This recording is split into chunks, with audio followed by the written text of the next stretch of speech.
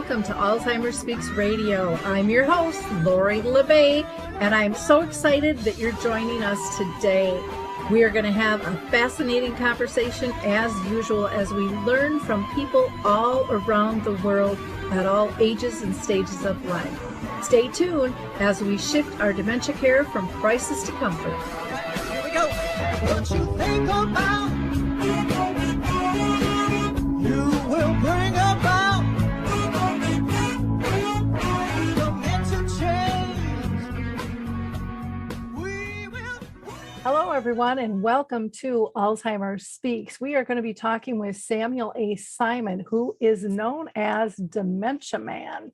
It is also a play that he has written, and I can't wait to learn more about that. But before I get started, I want to welcome any new listeners. Alzheimer Speaks is about sound information, not just sound bites. We really want to talk with people who are in the trenches and have some real life stories to share. So that's people diagnosed, that's family and friends and professionals, variety of businesses, researchers, clinical trials. We've had musicians and movie directors and authors. So everyone is welcome here. We don't think we can make sustainable change without having the voice of everyone lifted and coming together. And hopefully you'll get connected to some new resources here too. Speaking of resources, please go to alzheimerspeaks.com. Check out our free resources and also our new book, Betty the Bald Chicken, Lessons in How to Care. And then another resource that we've created with Dave Wiedrich, who has the Memory Cafe directory, is called Dementia Map. And there you'll find not only just a resource directory, but you'll find articles, you'll find events and glossary of terms. So there's no cost, there's no tracking. We ask you for no information. We just want to connect you to services, products, and tools that you deserve. So let's go ahead and introduce our guest today. Let me pull them in. So Sam, I am so excited to have you with us today. I love your logo right by you, Dementia Man. I think that is just a wonderful, wonderful title. And I can't wait to have you share your story with our audience. So let's start out by having you introduce yourself to our audience. Tell us a little bit about yourself before you were diagnosed and then how that happened. Okay, well, my name is Sam Simon. I live in McLean, Virginia, which is a suburb of Washington, D.C. I grew up, though, in El Paso, Texas, by the way, and came up to Washington in 1970. I went to law school, and my first job was to work for a guy by the name of Ralph Nader. Some people don't know that name, but most do. I worked for him when he was the good guy. I still think he is. He's a friend still. He wrote the book Unsafe at Any Speed. And because of our work with him, his work, of course, automobiles are made safely. You have seat belts and airbags, really because of the work he did. And that was the beginning of my sort of adventure. Though I'll talk a little bit in a while about El Paso because on my mind when we talk about, or when I think about why do I have early stage Alzheimer's and where did it come from? But I came up here in 1970 and had the privilege of working in that area and did that for many years. I had a stint, in a Washington lawyer's career. I worked on the Hill for a senator. I worked at the Federal Trade Commission when President Carter was there, and a lot of us sort of Nader people had worked in the government. And then I went back and worked for Ralph for about 8 more years. Some people think I'm the guy who broke up AT&T. By the way, some young people don't know we only had one phone company once, and it was called AT&T, and I was very involved in that. And my son called me a minor notable official. Anyway, I was on the Oprah Winfrey Show. I was on Face the Nation talking about how to save money on your phone bill. What a boring topic today. But I did all that. And we have 2 children, grown children, and they both sort of live near us. We have 4 grandchildren. And in many ways, everything seems like, and has been in many ways, ideal. Things change for us in two different ways. I think it's important for me to mention that the first big change in our life was when my wife, Susan, got very sick in 2000. And she was diagnosed with advanced breast cancer. People should know that her mother died at very early age, in her 50s, from breast cancer. Susan was diagnosed with breast cancer in 2000 and went through a time where the doctors didn't think she was going to survive. And I had to be her care partner. I call it love partner. And, this was at a point where I was beginning to transition myself from the work I'd taken over. I became a public affairs. I had built a public affairs practice in Washington. And I started doing some improv work and theater work. And I wrote a play called The Actual Dance. And I like to say that it found me because it was about that experience. So I got into theater, which is relevant to sort of where I've ended up. But to go back to my own personal story, the first indication that I had something going on with me, and it's interesting because it's an interesting question. When does it start? And I was told, and I believe, that once you're diagnosed with a memory disorder, you'll look back and see that it's been around for a while. You just thought it was part of getting older. And I was always bad at directions. I thought I was bad at directions. And I started getting lost, not remembering the routes to places. And then I had a couple of incidents, more serious. And, I'd drive down the wrong side of the road until I saw cars coming at me and had to turn around. And things were happening. So I was complaining to my doctor. I wonder how many people in your audience, us gentlemen, will have had this experience. Oh, you highly educated men always overreact to normal aging. And they would dismiss the complaint. They said, you're just getting older. And what sort of changed things is I had an experience. It sounds a little bit odd, because it is odd. I experienced what I call a black wall, or a black infinite nothingness place in my head. It was like a black wall. I couldn't, it would block the answers to things. I would sort of, in my mind, turn right to find, oh, what's that person's name? Or have I seen them before? Have we been here before? Which way should I turn? And there would just be this black infinite nothingness. And finally, when I complained to my doctor about that, I went to a neurologist, and when I told him about the nothingness place, he immediately, like I said, scheduled me for every electronic study of the brain known to doctors. And then I was diagnosed because in 2018, I went through a neuropsychological test, a neuropsychologist, that 5-hour long test. And I was determined to be mildly cognitively impaired. But I didn't understand then either, though, was, okay, that, first of all, it was like good news to me, because people were telling me this was normal aging, and I knew it was different. Inside, I knew there was something wrong, but we don't have the experience to understand it. And so I was sort of like, all right, good, there is something wrong with me. But the first doctor, the first neurologist, you can interrupt me anytime, was just like, well, too bad, you've got MCI and nothing we can do about it. And started to leave. He finally gave me some Aricept, a prescription, and I never took it because he didn't even schedule a follow-up appointment. So Wow. we saw another doctor, another neurologist, had me go to Georgetown Medical Center here and get screened there as well, and try to qualify for some drug trials so I could get that PET scan with contrast.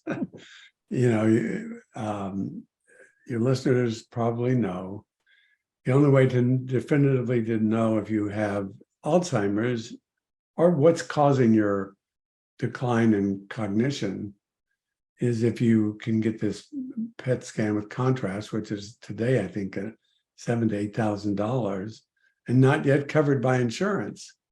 But if you can qualify for or try to qualify for a drug trial, sponsor of the trial pays for the PET scan. I had it done. I'm amyloid positive, which means I have early-stage Alzheimer's. So that's how I was diagnosed. And we live a very good life here, and in Northern Virginia, we have 4 grandkids, and everybody, but it's become a big part of my life. I'm lucky that it's, you hear me now, maybe if people will even see me, say, you don't have dementia, you don't have any. But what I've learned is you don't see what else happens in life. This is what happened. You don't see me get lost. You don't see me go around the neighborhood and all of a sudden not know where I'm at. And it can happen in an instant. Now I can stop, I can pull over. Hopefully it comes back, and it has so far. You don't see the fact that, I talked earlier about things, when I look back, what I used to do my personal finance every week. Quicken. I hope people know what Quicken is. It was my little thing, and I did, and I could do it. It was easy. I ran a company for a while. I used to be really good at that stuff. I hadn't done it for a year, a full year. Why? It was, well, I'll get to it. I'll get to it. It became too hard for me to do, but I didn't understand that. I was just putting it off. A distinct change in behavior and style. And now we've contracted out our personal finances because Susan, my wife, is not that good at it. And we've been advised, and we've done it, that nothing can happen without 2 signatures, because people like me are known to go and do really bizarre things. And I was that way anyway. No, I'm just teasing. So that's been the journey. It's a struggle in that, I know that something's wrong, and it's so hard to even get the medical world to sometimes see it, acknowledge it, and then do the proper testing. And it also takes an emotional toll because Alzheimer's is not curable. It is a terminal disease, and I have to come to terms with that. My goal is, and I say then, what I've done, and maybe you were holding this back, but I wrote a play about this, which is good. Writing about it, whether a play or just keeping a diary, might be good for a lot of people. I learn from what I write more about my own experience. And when I get to repeat the play and do it, this was true with my other story about being with Susan. She was sick. I get deeper insights to my own journey. And, there's a pretty negative narrative out there about this disease. There really is. There really is. And that's one of the things I love about talking with people who are living with it, because boy, you guys are making such a difference out there. I want to make a couple of comments on what you said. One, I had to laugh when you said you were working with Ralph Nader to get those phone prices down, because I remember when I was in real estate, I'll never forget this. I had a reporter. I had a big conversion van, and he was up in my windshield trying to get me a picture of me driving my van with the phone in hand. And at that time, my bill was like $900 a month. So I appreciate how much you have the phones. Well, you're talking about after you had a phone in your car. Yeah. Oh, we had So, a battery pack in the back end. where you have to, yeah, I come from a generation when I grew up, Mhm, we had 5-digit phone numbers. mhm. We had a party line. That meant we were not the 3 different households shared the same phone number, but it rang differently in each house. And I forget what our distinctive ring was. And so phones in my lifetime have come an amazing way. And when I bought, and you talked about how much they cost, I remember my first cell phone. Let's see how I did exactly. They offered 2 for 1. They were called car phones. They weren't mobiles. There was eventually a pack that you could carry around. They're called car phones. And you're right, they were just terribly expensive. But I became my second round with Ralph Nader when we worked on telephone, like I said, telephone and telephone policy for consumers and advocating on behalf of consumers, keeping not only phone bills down but making it more available to everybody. It's that, and look, we're in a new this AI business. Wow, that is, I think though AI might be good for us meaning people with cognitive. By the way, I don't like the word dementia. Mhm. If I can cause more trouble, which I like to call myself a troublemaker, if we could get rid of that word. We're neurocognitively disabled. We have a neurocognitive disease. The medical world has stopped using the word dementia. The DSM-5, which is the medical manual, refers to it as neurocognitive disorder. Because we're not mad, we're not insane. We just are profoundly forgetful. And I hope the dog, if you hear the dog in the background, I've got a dog barking, sorry about that.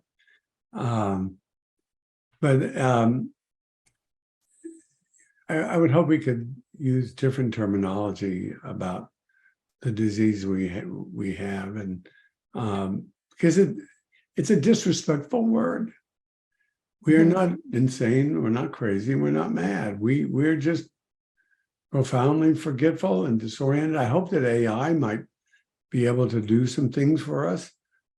I dream that maybe eventually there'll be an AI robot of some sort that can while I'm still able, learn about me enough that communicate and how I would have communicated when I lose that ability. I don't know. I just like to imagine something in that way.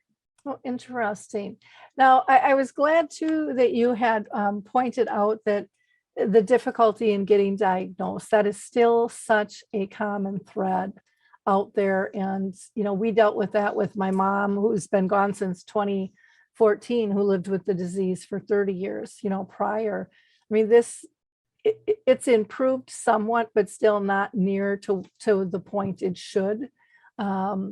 For most families say it's a 2 to 3 year process for them.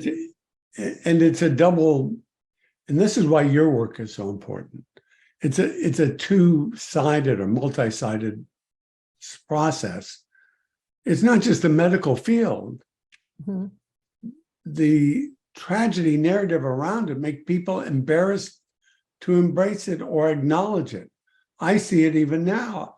I had a friend, somebody who's struggling with his wife called me, said he won't talk about it. And can I talk to you a little bit about your experience? Because he wouldn't tell anybody. And there's a lot of people, there's both shame and fear of retribution if you're still in the workplace, or I don't know what. So I may even be obnoxious about it.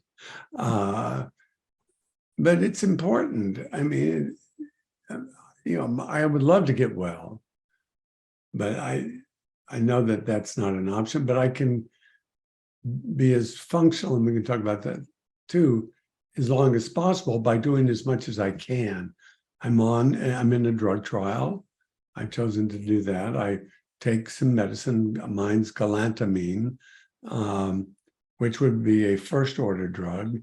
The Aricept, which my first neurologist wanted to just hand me, was, as far as I understand, is one of the later stage A. Said you don't give it as an initial drug. And,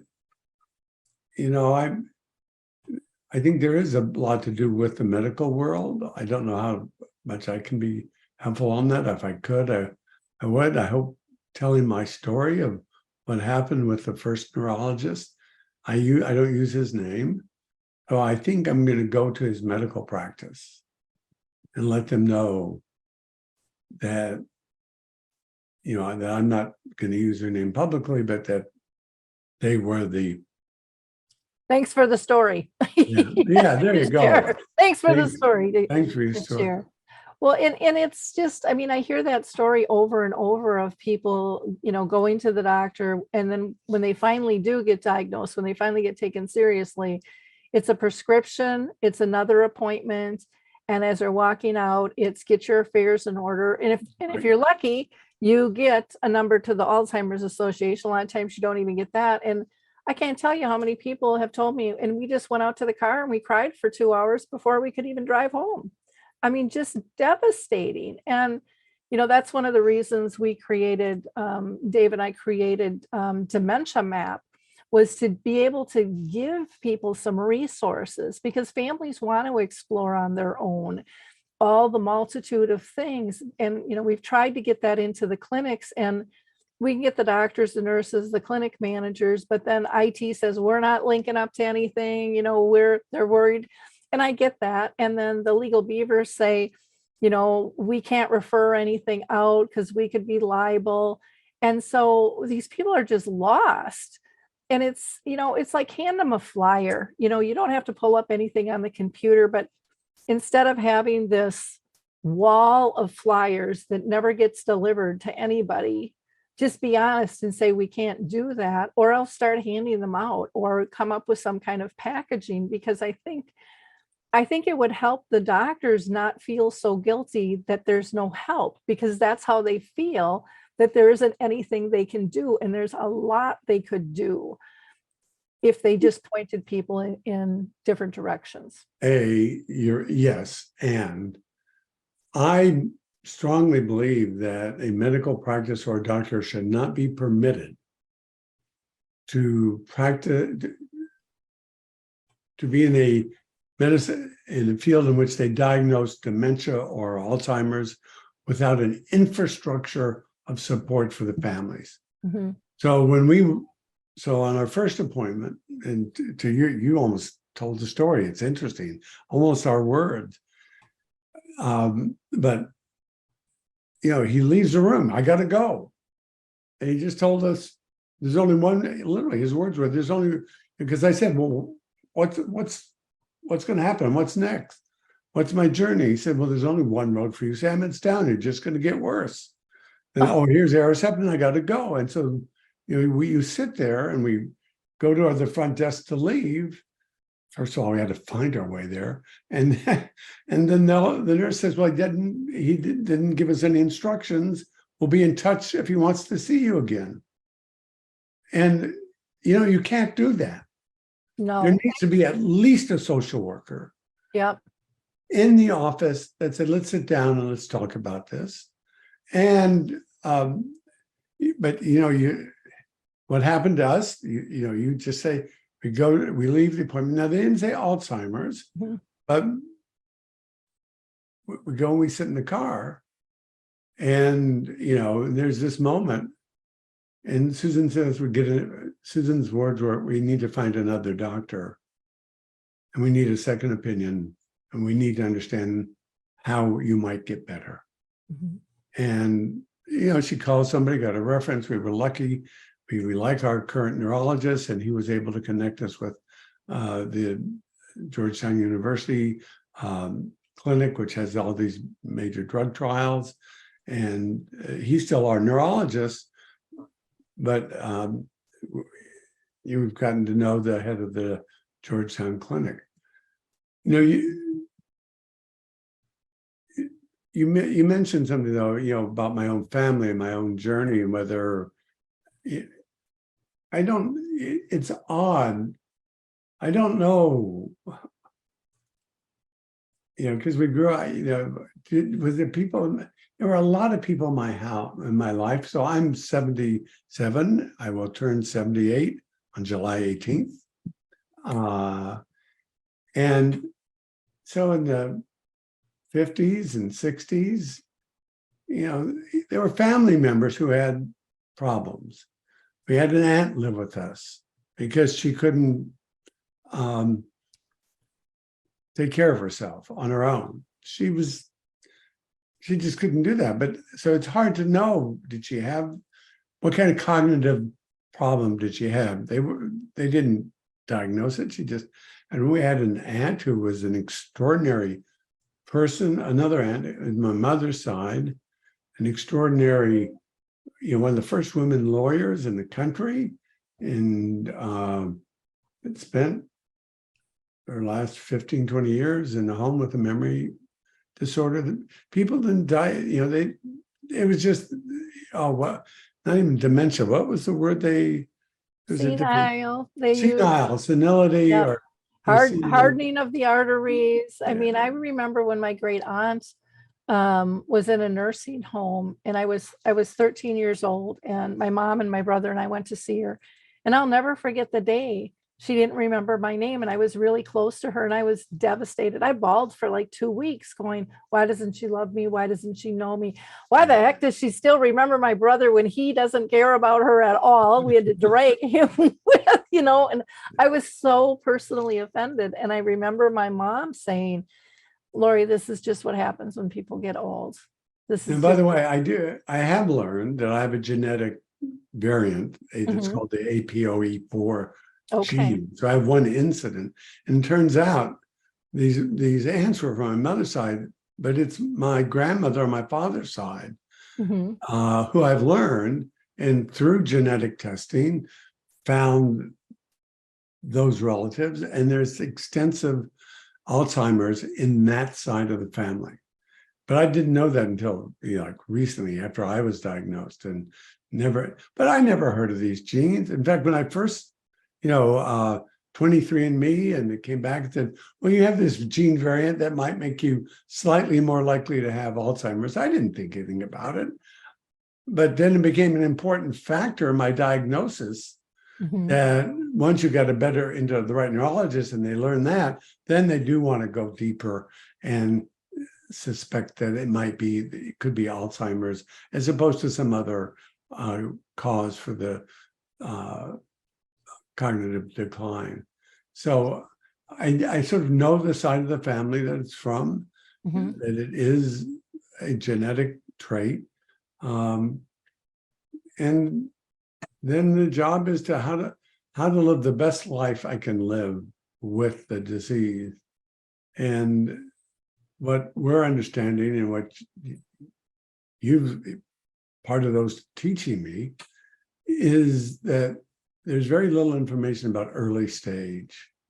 That the public, you say, whether you use the word dementia or you say Alzheimer's, the picture is that person sitting in a room in a nursing home with a blank stare on their face. Yeah. I don't know if that. Oh, I'm sorry, go ahead. Well, no, I don't know if that'll be me or not, but I'm far from that at the moment. Yeah. I hope I am. Well, that's what I love about Dementia Action Alliance and Dementia Minds and dementia friendly communities, and companies like myself, Alzheimer's Speaks and Dementia Map. We're trying to change that vision. We're trying to remove that stigma and show people. I mean, there's some kids that get dementia and people are like, oh, that's impossible. And it's like, well, they say a lot of stuff's impossible, but what I really want to see is, and I want to cure, don't get me wrong, but I want more money put into education and care for those living with this disease. I mean, I've looked at how the funds are divided up, and it's so heavily weighted towards pharma. And again, I want a drug, but they've been working on a drug and they've been spending a lot of money for a long, long time. And families need help, they need support. And there are a lot of things that could reduce symptoms, and they're finally starting to study some of those now, like engagement, social engagement, music. I mean, that can really help reduce stress, which reduces symptoms, and make it easier for everyone to have a quality life and be able to live fully. And that's part of where I get really frustrated with is, and I get there's the lobbyists and they are doing their job, but it's like, God dang it, there are so many people, and they look at the numbers and go, oh, there's X million, people living with the disease. Well, not to diminish that. Yeah, that's people living with the disease. That's people that have actually gotten diagnosed, but there's a lot of people who haven't gotten diagnosed. And that doesn't take into account their family and friends who are struggling with this disease. It's not a disease of one, Yes. it's much greater. And we need more support, for families. And I'll get off my podium on that. Well, let me add to your podium. And so I've written a play. I was quite, even from the beginning, 2018, when I was diagnosed with MCI, I wasn't sure I could continue what I was doing. And I was performing a different play back then and struggling with my lines and the like. But I also have a part of my life, I've been very active in the disability advocacy world. I was on the board of directors of the World Institute on Disability. That's where, if you've heard the name, the late Judy Heumann passed away recently. She was a friend, and they call her the mother of a modern disability movement.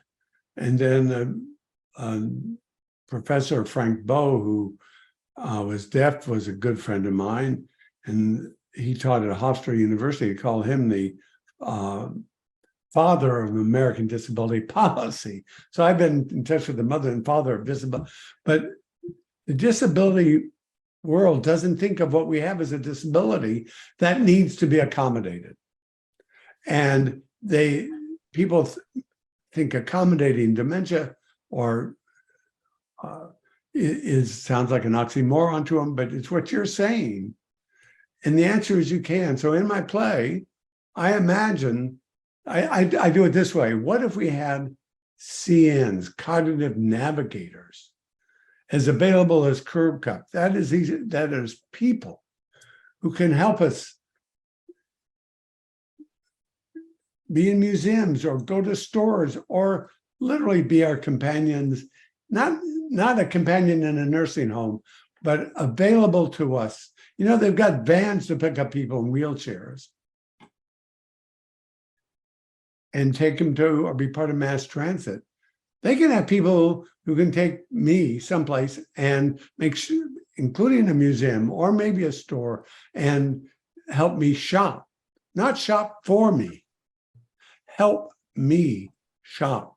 Help me do things that I might need some help on. People need help walking, so they have wheelchairs and they have cuts in every curb in America. Imagine what would be and I don't have an answer to what I'm about to say, but I think it's your point. What would be the equivalent of a curb cut that is access for people with cognitive decline and disabilities? We sometimes call it dementia. Might be technology. This AI stuff might work. It might literally be other people. We don't know yet, but we're not even looking at it. It's your point. We're not even thinking about it. We're all off into either, miracle cures for everything or building places to put us. Yep. So I don't want, in the play is my line, I don't want to vanish. Typically to get a certain point, you put us in a room, you lock the door and you throw the key and the line in the play, you throw the key and us away. They don't want to have to look at us. And that it is a national shame that we don't treat this in a different way, with the dignity. Again, the lines in my play, but I think it's the conversation. We are human. Well, when I got into this, one of the things that pushed me into this was I was selling real estate at the time. Prior to that, I was actually in the developmental disabled world for 9-10 years. So I get exactly what you're talking about in terms of the support and the Special Olympics. And I mean, there's so many different variables. I love the curb cut analogy. But when I was in real estate, it was actually senior housing that said, you need to step into this space, because I wasn't doom and gloom and take your money. I was about trying to encourage people to reframe what dementia is and what the symptoms were, and how we can still all live fully together with that and still have joyful moments, still be engaged, because I saw friends and family just drop like flies. They just didn't want to have anything to do with it. They were scared they were going to get it. I mean, there's so many misconceptions out there. So when it comes to that curb cut, I really think it's about education and social engagement, and really allowing people to still, like you said, participate. I can go shopping. I just need some assistance shopping. Right. I can go to the museum. I just need some assistance getting there. And what really kind of ticks me off in these equations, and again, is I think a lot has to do with our lobbyists for pharma, for housing, all of those things, is they're protecting their money pass, the trail of the funds. And they want that to continue. But you could spend a lot of those dollars and use a lot less dollars and have a much broader, bigger impact on society as a whole, in terms of what this is, what it means, how you can help, and we would all live better lives. We've gotten into this world of, it's all about me, and what I do doesn't matter to anybody. And, I don't need to help them because that's not my thing, that's their thing. And I mean, we've distanced ourselves, and we don't have those human connections. And it is showing up fast and furious in the outcomes in our world, with the disconnect with our children, with the mental health issues. I mean, there's so many levels, and yet there has been study after study after study that has shown the positive outcomes when you volunteer. Not everything has to be paid for. There are people that are willing to step up and step in, especially our younger kids that say, hey, I'm not living the life my mom and dad did. I want to feel purposeful. And we are not opening the gates to let them in. We can be their purpose. But it's shameful that those connections aren't being made. And like with my mom, the voice of a person with dementia wasn't even part of the conversation back then. Right. And as a care partner, we were heard, but we weren't listened to. It was like, choo, choo, and that was it. And they couldn't wait to get us out the door. It's a tragedy narrative, and that's what I hear. I want to mention, though, there are those who believe that life with this disease is not worth living, and they call for immediate ends. There is the assisted or accompanied suicide. And there are people who advocate for that, and the people I've talked to said, "Well, I would do it," and I believe that life with this disease is worth living, and that there are, as you pointed out, and I want to just validate from my experience. It's, I'm sure that this has been in me 4 or 5 years already. And the more we understand it, and the more we can make plans, the more we can do, whether nutrition or exercise or engagement. And if we can just, it doesn't have to be radical change, though I do think AI kind of facilities are going to make it easier and better to do things that people didn't imagine before. Just two quick examples. Deaf and blind people were never in movie houses or theaters. And then you had captioning and audio description. And those are simple things compared to what we're talking about. But still, all of a sudden, people who were never included are fully included. There are things that will be discovered that can enable us, whether they're cognitive navigators, whether those are real people, or whether those are fancy things on our ears, or are things we can't dream of at the moment. What we can't be doing is what we're doing now, and that is taking them out of I'm putting my hand up and like against my eyes, hiding us and putting us away because we make people uncomfortable, because they aren't quite sure. And by the way, it is important to note that this mind stuff is different than wheelchairs. We're not idiots. We know that. It just means the barrier is higher. But they're learning so much more. And I don't know her name. There's a woman in Israel, somebody's pointed me to, who is, the captioning we talk about, who is actually designing captioning in words and ways that are designed for people with cognitive decline. And that there may be ways to actually project words or captioning that people who have various forms of cognitive disability understand better. And why wouldn't that be true? So this is first of all, thank you, Lori, for these programs that let us try to spread the word and talk about it. It's so important. It really is. One of the things that when you were using the word or the phrase cognitive navigators, I see the navigators in the healthcare system and all of that. I would almost recommend using cognitive partners, or cognitive companions, because I think what I am seeing, and, correct me if I'm wrong, is people want somebody, they don't want to be a medical model. They want to be a human being first, and they want to be in a relationship with other humans. And the navigator, I think, is something that is kind of that medical model academic phrase that's used. And I get where it is, but a navigator can also, in my mind, point you in a direction that maybe you don't want to go. Oh, no. Well, yeah, no. So look at this. We should put this on. I'm going to have to change a line in my play because of you.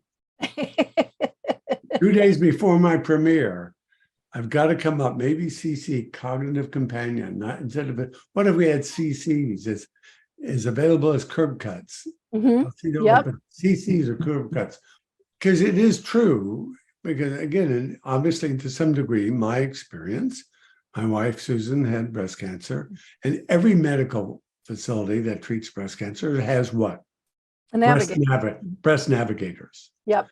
Well, now they do, in some ways, they help them navigate the medical. This is a little bit different.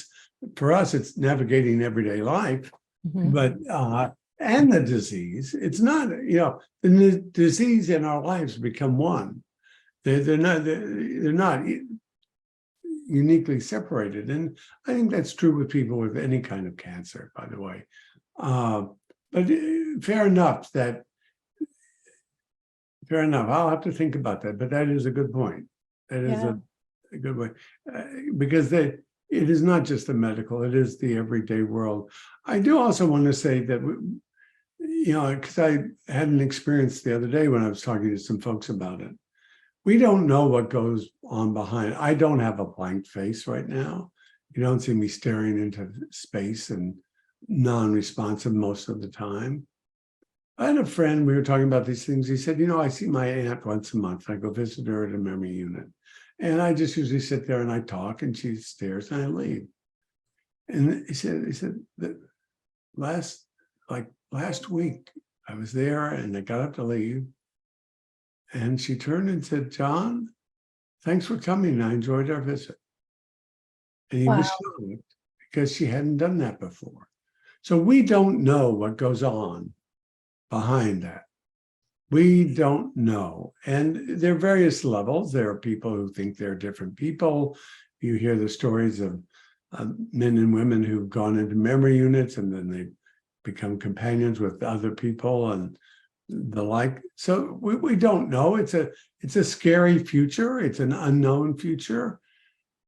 But it needs to have dignity, and the people involved, the patients, if you want to call them that, are human beings. And again, the line in my play is, at some point, somebody else may embody this, may come into this body. I may become someone else, not something else, someone else. We will continue to be human beings. Yeah. And science is just a little bit behind us, and they'll catch up, and hopefully there'll continue to be significant advancements. But you know something? If people go, as soon as they're diagnosed, run off and commit suicide, we'll never figure things out. Yeah. We have to have us available, and hopefully we can have meaningful lives. And we should contribute to the best we can to science and finding as much of a cure or stretch out a cure or extend our lives as long as possible. Yeah. I'd say a cure or a curb cut, Yeah, right. Donate to both, because, any drug that comes through, I mean, they just approved the one that, we hadn't seen one in 20 years. It's not going to come quickly, when they're starting on a new process. And, I laugh about it because it defines a bit the nature of the challenge. They're all excited. They say it could be like a 27% reduction in the speed of decline. It doesn't stop the decline, which is fine, but be that excited about, well, it's going to take, what's 20, maybe another month more in a year would be 12. I don't know, my math is bad. But so we can celebrate that and realize that that's not nearly enough. Exactly. Well, I want to just take a little break here for a second and just say, if you're just tuning in, you are going to want to rewind and listen to the conversation that I'm having with Sam Simon. He is living with dementia. He's known as the Dementia Man. He has written a play, which we're going to get to next. And you can go to his website, dementiaman.com, or you can email him at sam@dementiaman.com as well. Sam, I can't believe we've been talking almost an hour already, but I want to make sure that we get to the play. And, so tell us what made you decide to write the play? So I'm very fortunate in that, so I've been in the theater world, and I've written another play, and I have associates, actors and producers that I interact with, and I've been part of a group whose work is about various forms of healthcare, who write in the genre about journeys with disease and the like. And a woman by the name of Gail Shickley, who's in California, who's been very active in this area, kept pushing me to write about this journey, because it was easy to get down and depressed, and I didn't think I could, but she kept encouraging me to. And so it's through her and others' encouragement that I said, all right, I'm going to give it a shot. And I love what I'm doing. I have to be accommodated. I will have my script in my hand. Now, I hope not to read it, like just send out and read something. I'm practicing it enough to hopefully have it down as good as I can, but I can't do it without my script. And, maybe one day I'll have a AI thing in my ear that'll give me my lines as I go. I don't know. But I'm glad they did, because among other things, adds meaning to my life. You know, I'm not from Mars. I'm like everybody else who goes through this diagnosis. And yes, there is, you know, is life with this disease worth living? You have to struggle with that question. As you see people saying it's not, and as you wonder yourself. But, you know, so I'm really blessed with having those people in my life, and that I've been lucky enough to be able to have written another play and learned. And, you know, by the way, there's something that's very good for people with cognitive decline, and it's called improv. And I did improv, theatrical improv, been trained in it. I was trained earlier than the appearance of the disease symptoms. So it's been helpful for me, but it's also helpful for the family and the partner. Oh, absolutely. And it's funny, I can almost, I don't want to say, I've had experiences even recently this last few days, Sunday. How's that for me? This is a Tuesday, we're recording. Where somebody got really agitated with me because I didn't remember something that they were sure they told me. They probably did, but I didn't hear it or know it. The way you deal with that is you don't have a fight. Somebody has to say yes.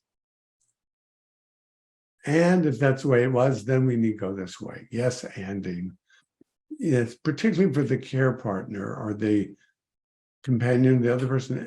If the one person you're dealing with sees the world in a particular way, you're not going to argue with them out of that. Because that is, you know, and so it is the truth. I see the event that this person said it may have been the way he remembered it, but it wasn't for me. It doesn't matter who was right or wrong. I can't function because I have no recognition of that moment or cognition of that moment. So learning how, so families and caregivers and people, particularly with early stage, can have a lot of fun with it, but learning how to do the yes anding, accept all information. Now, what do I do with it? If you try to say, no, it didn't happen that way, you have to believe me, it's not going to go anywhere. Say, Well, okay. yeah, it just accelerates everybody's frustration in the moment. Yes. And we feed off those negative energies instead of, like you said, having fun with it and doing a yes, but, or yes, and No buts. You can't say but. Can't say but. Okay. No, you can't say but. But is thrown in the, so in the play I say, I want to throw the word dementia in the trash heap of history along with retarded and the N word, but has to go in the same place. Okay. It's always and. Okay. And is an alternative. Okay. So my favorite, let me do this. So, Lori, you want to go to a movie? Yeah. All right. Let's go to the movie. And on the way, let's stop at the pizza shop. I don't want to go to the pizza shop. Oh, yes, you do. We'll get to the movie. Let's just stop. Now, will we ever get to the movie? No. See, you said no, I don't want to. The answer is yeah, we'll stop. So, or yeah, it should have been, you should ask me, Sam, do you want to go to the movie? I would say yes. And on the way, let's stop at the pizza shop. So that's an and. So I forget the name. There's a very well-known person who's a nurse, and she's got some films. She showed a video of a yes anding moment, a woman who was in a memory center and would go around and had a ball that she thought she was cleaning. She'd been a cleaning lady. And you don't say, stop cleaning. That's not a cleaning thing. Don't do that. Say, oh, let's finish with this chair. And then let's go have lunch. Yep. Rather than they stop that, this is not, you're not cleaning and that's not your job. The person believes they're cleaning. Yep. Yeah. And it doesn't matter what you say to them, they will believe. And it works and it can work. Nothing works, you know, but even in the other medical environments, people need to be met where they are and listened to, even when what you hear to you doesn't register with the real world. Oh, I agree. I was looking on your website and I saw a quote there that I just want to read about your play. And it says, I love the complete unpredictability of the show.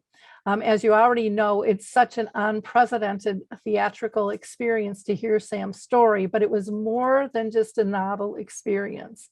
It was head spinning, even shocking in a captivating way to see him trying to decipher himself and try to get his arms around his life as impacted by the disease process. It felt like a true breakthrough from a hidden dimension of human experience. At dinner, we talked about it nearly the entire time. All of us felt immediately invested in the direction of the show and all the possibilities for its development and audiences. And I have not seen your show, but I have seen other shows about this, and they are riveting because they expose this kind of taboo topic in a new light. And yet everybody you talk to pretty much knows somebody who's dealing with this. So that at least has changed. So what I wanted to ask was, and again, we have to wrap up here pretty quick. What can people expect out of the play? A vision of the world that includes those of us with the disease, a new way to think about life. A couple of things, actually, and thank you for the question. First and foremost, that people with the disease are human beings, entitled to the respect. And that my hope is that it will help in an emerging movement, and you're part of it, and thank you, for the recognition, the need to be inclusive, to acknowledge the large population and include us, make us part of your community. And that people, there's a book out there, the one I do want to mention, that you may have read it. It's called On Vanishing by the Reverend, her name's on Castile Harper, Lynn Castile Harper. And she made the point, and the point of her book is that people like me, those with cognitive decline, add positive presence in the community. That it's not only that we're the poor people, but we are people that can be a positive attribute and make the life. She talks about a spiritual circle they had, and somebody who had a cognitive disorder no longer could make it. And she said, we were the worse off of it for it. We are worse off for not. And I think that is, if we can all, part of our work is that we add a positive element to society and community. And the communities, my call in the show is see us, hear us, and include us.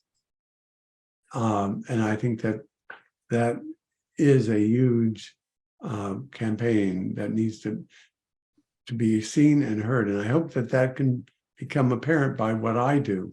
I can just be a small part of that. Well, I love that. And I totally agree with that statement, that you give us something too. I mean, we're all intertwined, and none of us can run the ship alone and make sure it goes in the right direction, because if we're not talking with everyone, we don't know what the needs are and where the stops need to be made. It's just a real basic thing to me. And I've never understood why that isn't embraced, because to me, that's common sense. And instead of somebody thinking they know all the answers, I always used to say, instead of peeking in the door, trying to figure out what's going in the house, just knock on the door and ask them how they're doing. But you just triggered another thought, or way to present it. You know how radical new discoveries are made? Is people who think it's not impossible. Our minds are limited by what we presume can't be done. And some of those barriers come down for people like me. And some call it crazy. And some to say, well, why not? And find maybe it is crazy, but maybe it is an insight into a different way to do amazing things and could be the next radical advancement in science or in human relations. I mean, so yeah. Creativity is really important. And I think it's one of those things that has kind of been cut out and pushed out of the equation, unless it's pharma, unless it's some kind of big movement, if it's a housing, whatever. But little simple things that don't cost a lot of money are making huge impact on people, and they're not getting what they deserve in terms of attention that can help people, because some of these things don't even cost any money. They are given away free, and yet we're not connecting people to them, or there are minimal costs. Your play is one of those things where I think with plays and movies and music, they take people, they kind of get them off center, and they didn't know they were going to be so highly impacted by the performance because they were just going in to watch a movie or watch a play. And yet it shifts them from a mindset to a heart set, and really makes them realize the impact on people's lives and also what they can do to make a difference there. So I appreciate that so much. Sam, what's next for you? Well, my goal is to set up two things. First, I would like to tour 2024. If there are any organizations or groups who would like to bring us to them, it's very simple. I mean, it's a one-man show, and maybe two of us. Susan, my wife, always comes with me. But it's easy to put up. It's not too expensive. I try to cover my costs. So I'd love to tour, whether it's a medical conference or just a local theater. And then we have talkbacks and community groups. So that's one. I will also, so in the actual dance, I performed it for like 9 years before I decided to write the book version. I'm odd. Some people write a book and then do a play off it. I write a play and then write a book. I will try to begin in this fall to write the book version of this so that it can be also available in a different format. So that's what I'm trying to do, but I would love to be able to, we could do it by Zoom, but these are so intimate that I don't like doing this by Zoom. I want to be in the room with people and have these conversations, because I know that they can be very emotional for some people. Well, and I like that you're doing the talk back too, because so often people do a talk at, and they get professionals lined up and go, okay, well, we're going to have hospice and home care, and and it's like, no, they need to talk about their emotions. They need to be able to ask questions, share their experiences, and that's the power. I mean, that's the hook. And giving them a safe place to be able to talk about things is really powerful. I show a film called Timeless Love, and I remember going, and we were in a church, we had about 200 people or something, and we previewed this film, and then we do a talk back afterwards. And there was an executive director of a large organization, I won't say which one, and she spoke up on how the film affected her. And she immediately came up to me afterwards and said, I'm so sorry, I shouldn't have spoke. It's not my place. And I just gave her a big hug. And I said, you're one of us. You've experienced this. And she said, again, big organization, in 21 years, I've never told anyone my story. That felt so good. And it's just like, there shouldn't be shame. There shouldn't be hidden. Sharing our stories helps people live better. It gives them more choices. It explains different things, and it takes away that feeling that I think we all have is, oh, I don't know anything about this disease. And what it makes people realize is, you know what? I'm 10 steps behind Sam, but I'm 10 steps ahead of Betty, and I can still help somebody. And it builds that team and that sense of community. Well, I am just so honored to have this talk with you today. We've covered a lot of ground. I could talk with you all day long. You know, Well, it's mutual. Thank you so much, and thank you for your work. Now, and I hope to continue to be helpful and involved in this world with you. It's a new place. I'm entering it. I've been entering it, and I want to, my style, my life has been to try to be a positive contribution wherever I'm at, whatever I do. Wonderful. Well, thank you. To our listeners, I really want to ask you to like, click, and share this show. Be a giver of hope. Spread the word. People need to hear Sam and what he's doing and the insights that he has. They're powerful. They're helpful. And it's all done in a comfortable conversation. So, it just takes a few seconds. We're not asking for any money. We're asking for a few clicks to just help spread the word. And I would imagine people can find out about the play if they go to your website, dementiaman.com. Is that correct? Correct. So wonderful. And again, if you're interested in having Sam come out and do the play, you can contact him through his website, or you can email him at sam@dementiamap.com. We now have Dementia Man on the Facebook as well. And you also have a YouTube channel. Well, again, thank you so much for your time today. And for our audience, again, please go to alzheimerspeaks.com, check out our website, tons of free resources there, and also check out Dementia Map, which is our global resource directory, where we've got 150 different categories you can search. And if you know of someone who should be on there, please pass it along. It's very easy to sign up. Till next time, bye now. Bye, and thank you.